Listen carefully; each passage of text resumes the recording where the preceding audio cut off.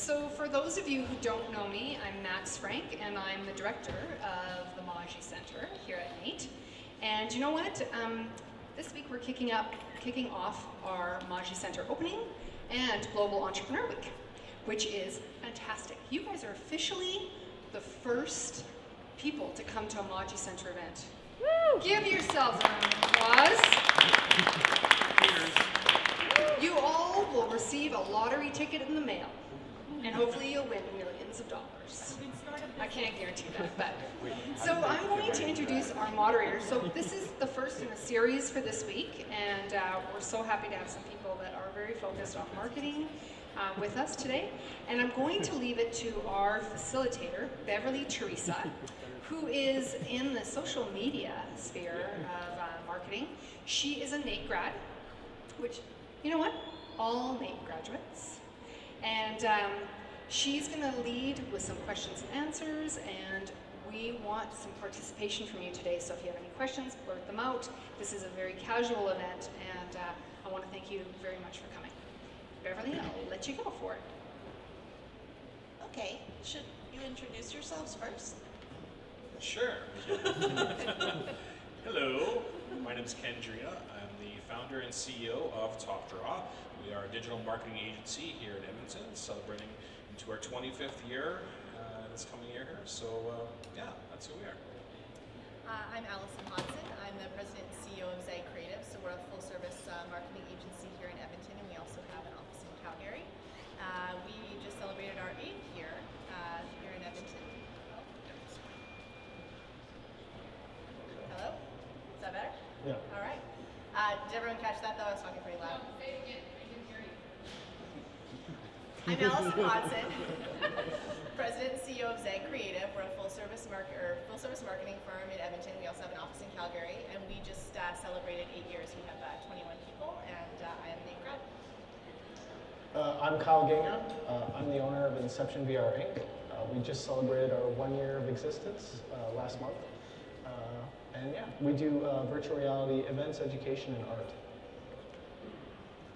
Well, and to introduce myself, I am Beverley Theresa. I'm a freelance social media strategist and consultant. I actually used to work at TopDraw with Ken, and I just help small businesses with their social media.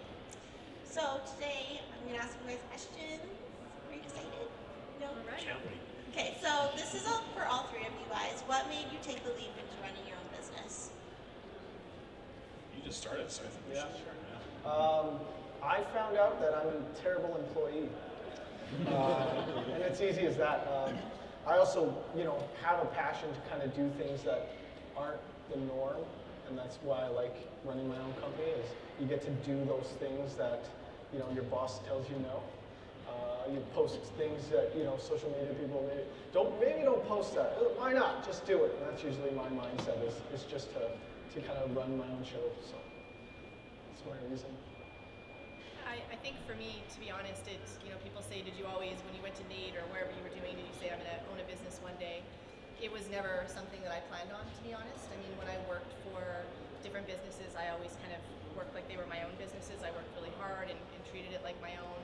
And throughout my career, worked for, people that taught me a lot of really good things and taught me a lot of things that I might want to do differently. So when I took the leap, it was really just about creating something that I took of all my experiences to do something the way I wanted to do it.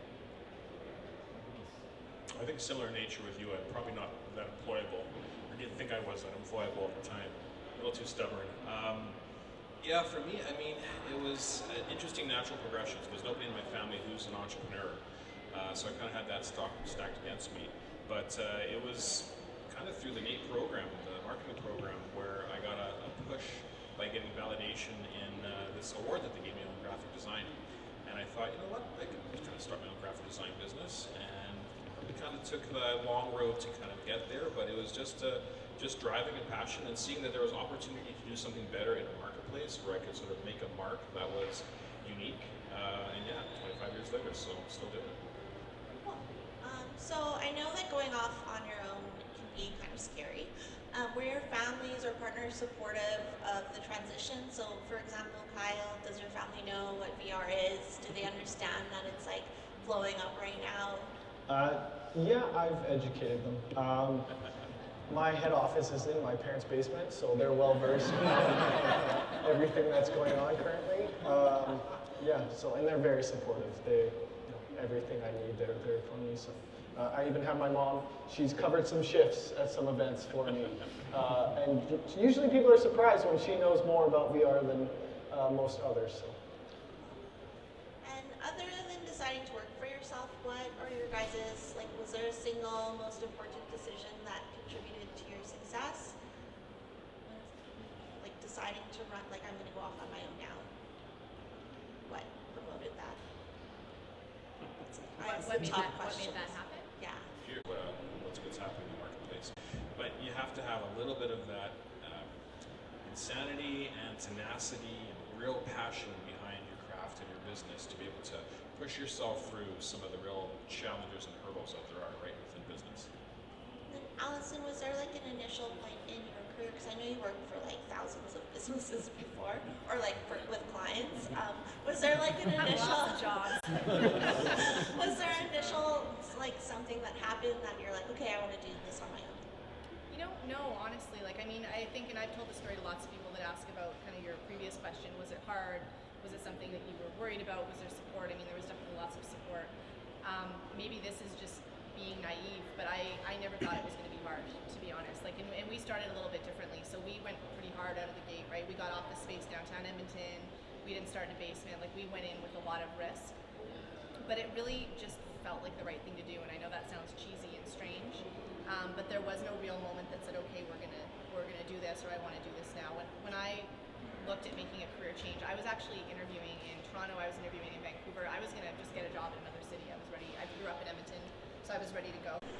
What are you guys doing to keep top of mind to reach new clients, or like what tactics are you using to one up the competition pretty much?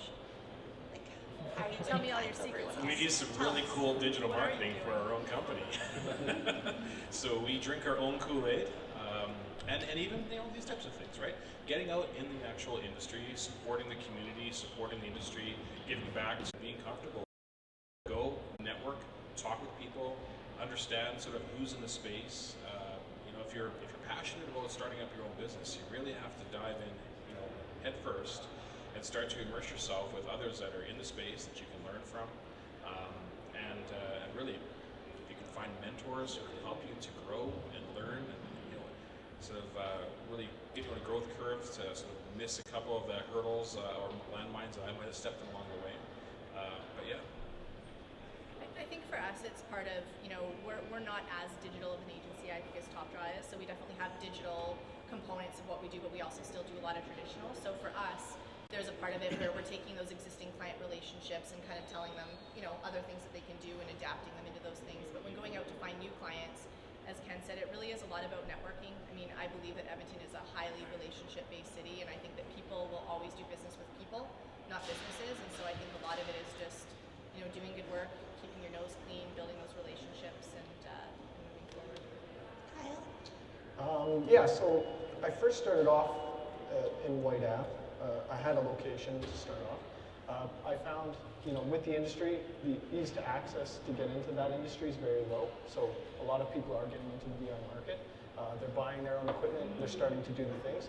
The only thing is that there's a lot of opportunity that lies with it in that people aren't doing a lot of different things that I have envisioned, and that's kind of what I'm taking and utilizing for the most part. So it's growing, the industry is growing, but the opportunity is vast. Like you can have people get into the market thinking they're going to make a buck, doing these arcades and things like that.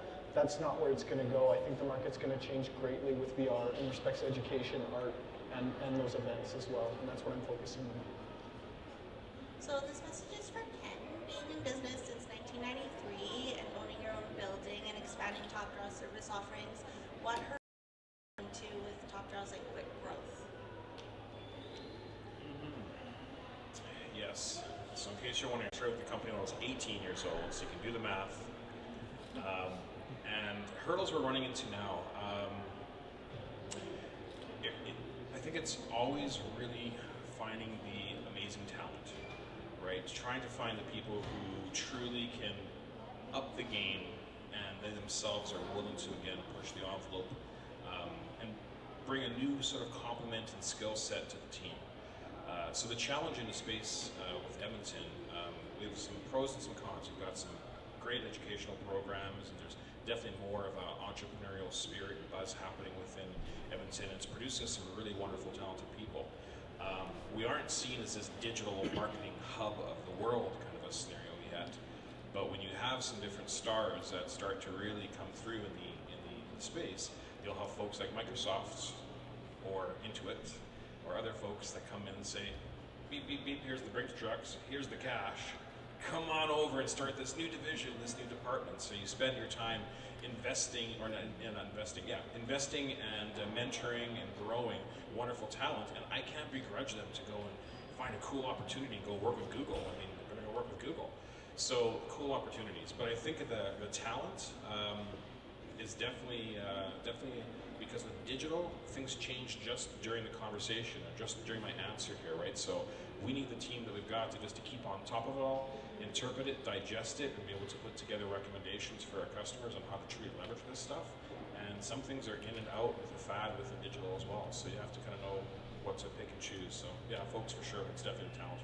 So speaking of finding the talent, do you guys have any advice, or what would be like your one top piece of advice giving to students that are like graduating soon and going out to enter the workforce?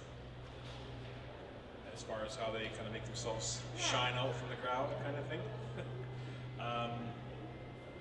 So, I mean, I'm involved with NAIT on the promotional campaign class in marketing. I see a couple of students that are here from that class that came to panel and presented. So it's a way for you to put yourself in front of industry experts to have an opportunity to show us a little bit of what you've learned during the course of your education at NAIT, and gives us a great opportunity to get introduced. So we've hired a number of students from NAIT. As a matter of fact, probably 50% of our staff are, I think, from NAIT. So definite support there. But I mean, as far as getting out even ourselves, it's again, getting out in events, getting in front of people. So recommending you become, for instance, members of ACE, so that you can get involved. If you have a marketing background and you want to get into digital, or if you're looking to get into anything to do with marketing, there's different clubs, whatever your background or interest is in whatever. So I'd say get into the space, get in front of the people who are potentially going to be your employers, and also get some really good experience behind yourself, which means maybe you're volunteering, maybe you're giving some time to help out with a nonprofit, maybe you're doing something for a social campaign, for an organization or cause that you believe in, so that you've got something in your resume that is, you know, quantifiable things that you've done or work that you've done versus just student projects as well. Alyson, how important, like how do you balance the importance of being fit for like your culture, your company's culture versus job qualifications? Like is it an equal balance? Would you rather have Fit all the way, 100%. I mean, I can attest to times when my microphone just got louder.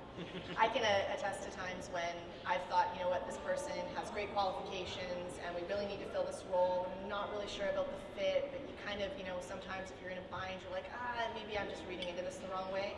Gut check, female, I think we have about 3 or 4 males, and that's not by design at all. It's just by when you hire people, again, you're looking for the right fit and the right person at the time. And we do get people that come and interview with us, and even clients sometimes. Like a client came to us once, this was years ago, and it was a business mainly of men, and it was in a male-based industry, if you want to call it that, and they ended up hiring us, but they were really worried because we had so many women. They actually said, are you going to make our logo pink?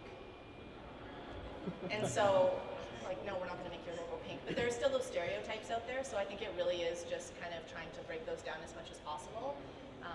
But yeah, no one else. I agree, thank you. So where do each of you guys see your business in like 10 or 20 years from today? So far away, but I have to ask. I'm going to predict 10 or 20 years in digital from now, hey? Well, Google still exists. I don't know if Google will still exist.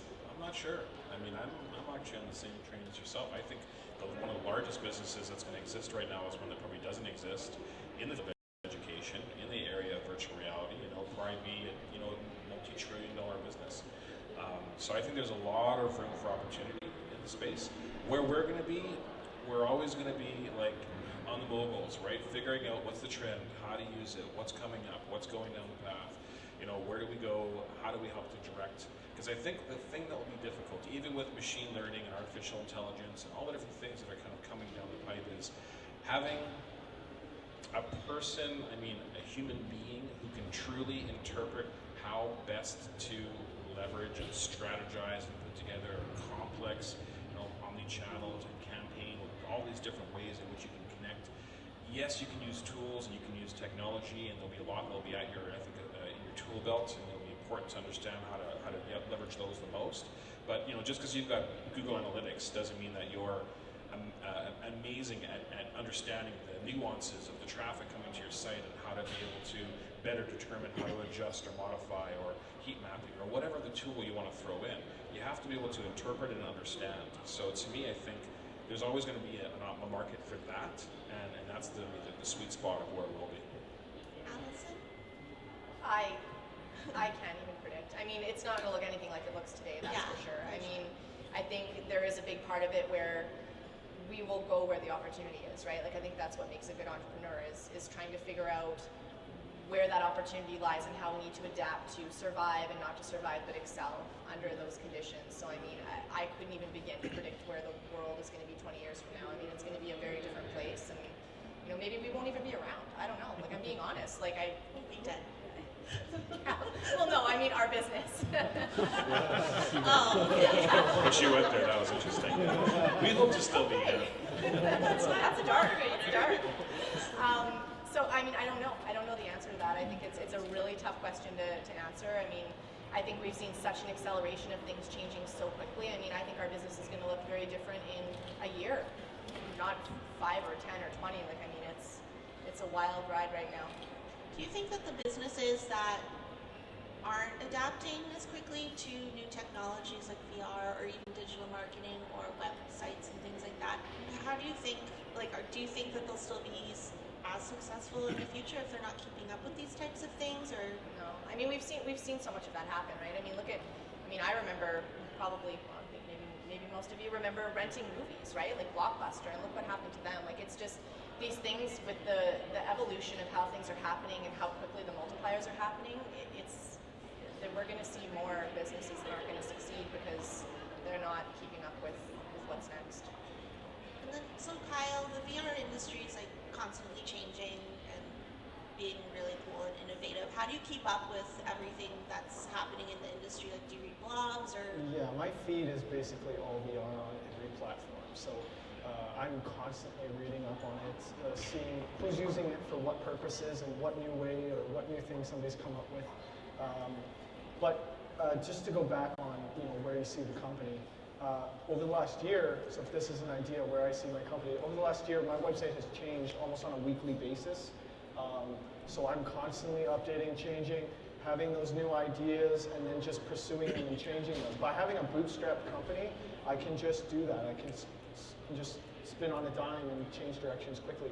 So I think that is an advantage of having a company like that. Are there companies who they're too set in their ways and they're not going to exist? Yeah, we've seen that. And that's what I am going to focus my company on, is that change, always changing. If there's no change, you have a problem. And that's just where we're at right now with technology, right? Because it is accelerating and getting cheaper and more accessible, and how is everything going to change that way? So. I totally agree. So, as you guys are business leaders, what would be your one piece of advice you would give other people looking to leap into entrepreneurship, or what's a key thing that maybe you told yourself you would like to go back in time and tell yourself before you started your business? I ask the hard questions, guys. Yeah. Just the one thing, eh? Just the one top.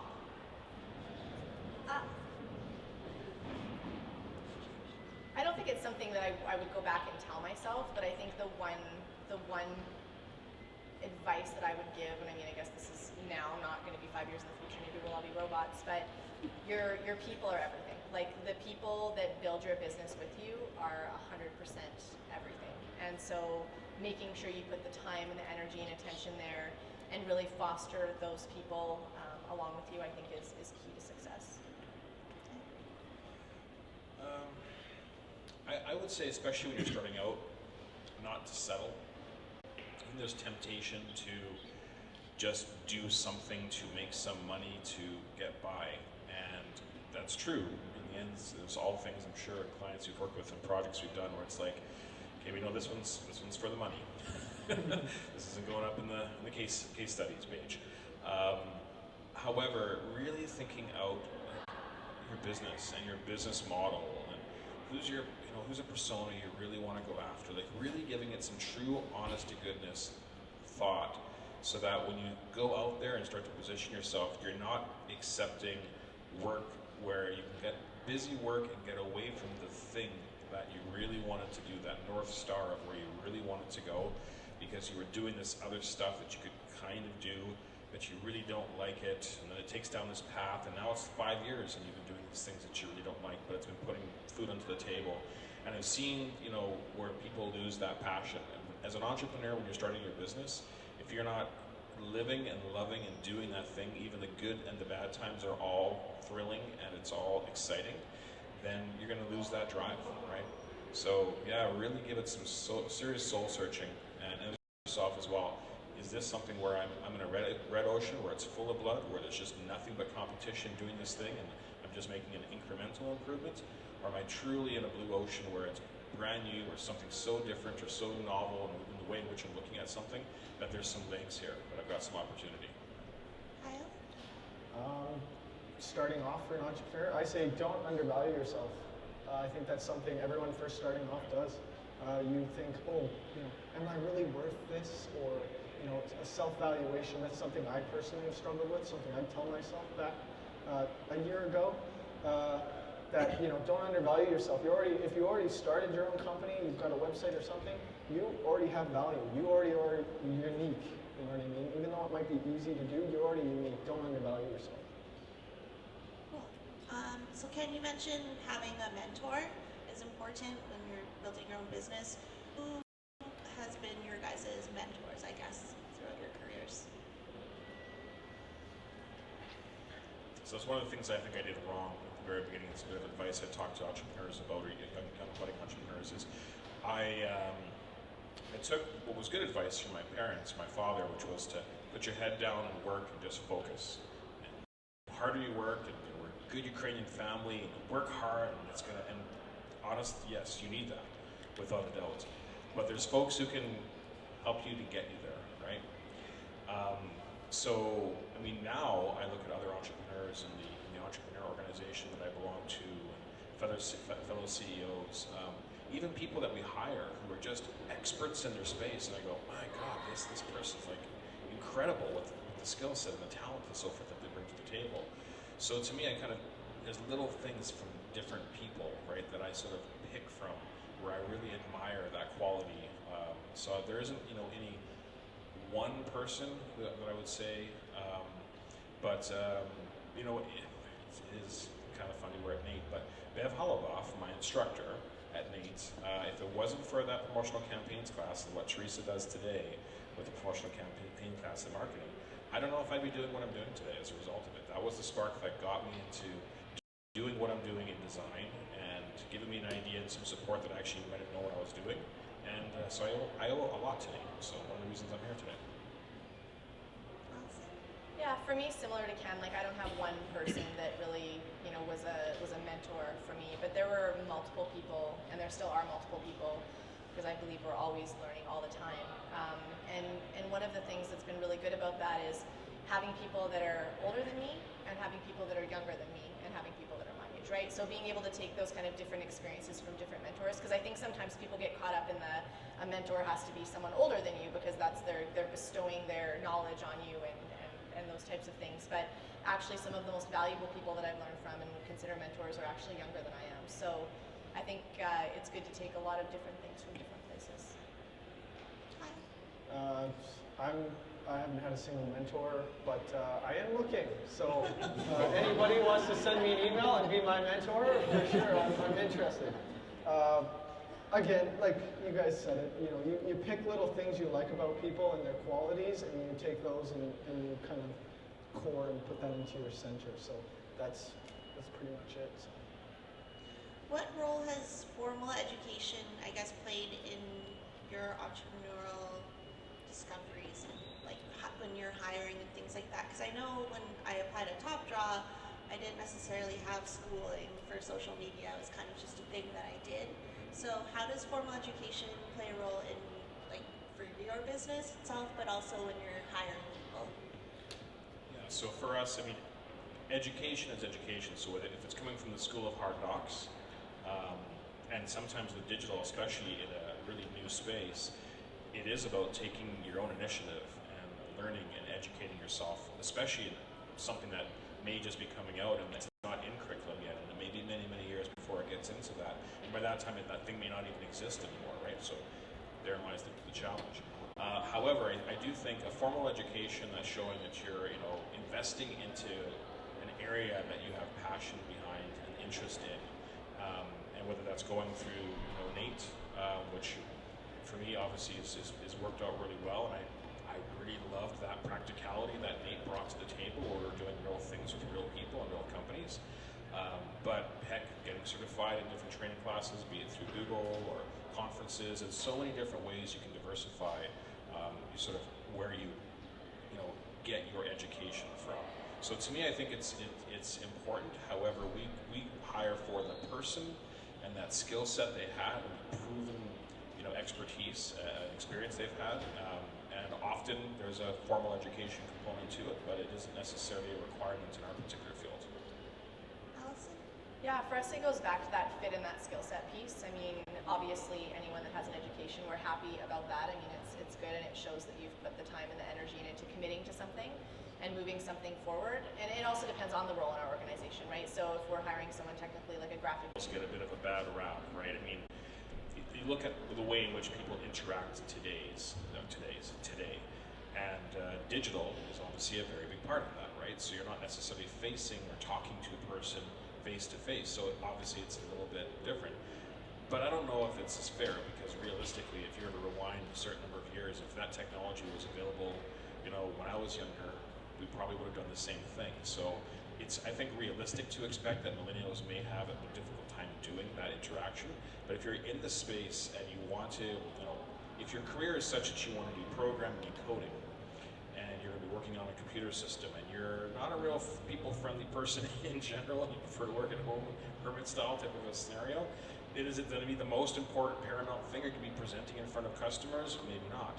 But if you're a person who wants to be, engaging with customers and talking with people, or in sales or in marketing where you're actually working, and also still collaborating with team members internally, it's something that, if you're in school, obviously at NAIT, understand the dynamics of those projects, those team projects that you've got.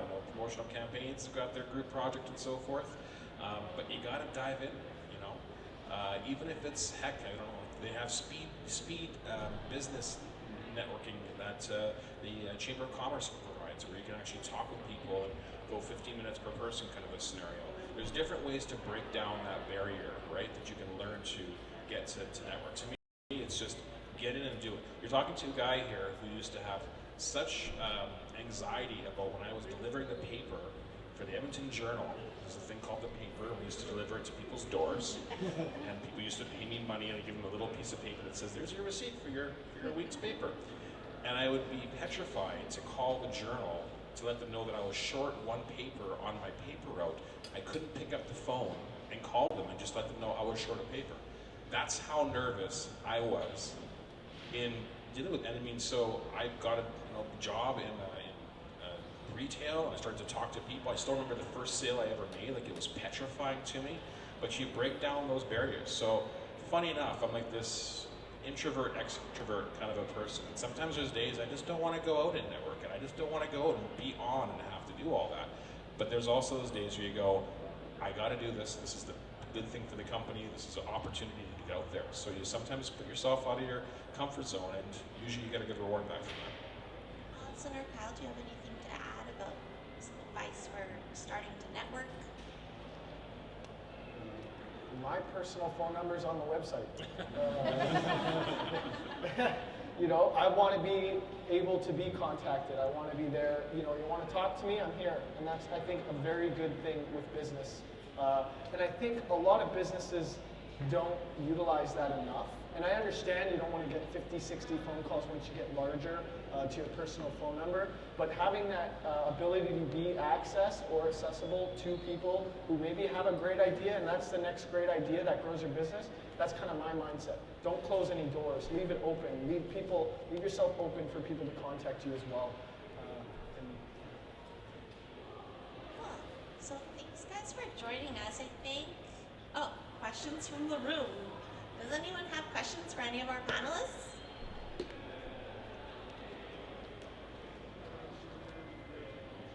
Correct. I'm going to pass you the mic here. So what kind of things do you develop for? So personally, I've only developed one program. I taught myself Unity quickly within a month, and then developed a fall protection training demo kind of thing.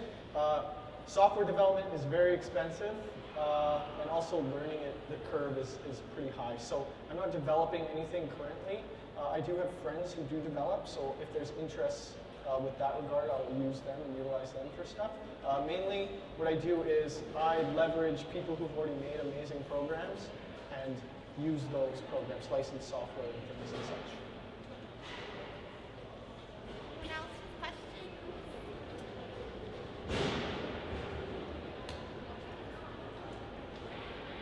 Okay, I wanted to thank everyone for coming today, especially our three panelists. You know, for those of you who are not aware of the Mawji Center, these panelists have actually talked a lot about what we're trying to do. So the whole idea of asking for help, exploring the risks, taking that leap forward to do something different, that's what the Mawji Center is here for. We're going to help you with some education. We'll connect you to people that can give you some advice. It might not be a mentor, it might be somebody that you're just going to get some really key learning from on a very simple level. So I invite you all to come to the Mawji Center, ask questions, or come and join us tonight for our big opening, or the rest of the week for some of our other panel discussions, which is on Entree, which has some key people from the hospitality industry. On Thursday, we'll have some people from the health industry speaking as well, which will be great.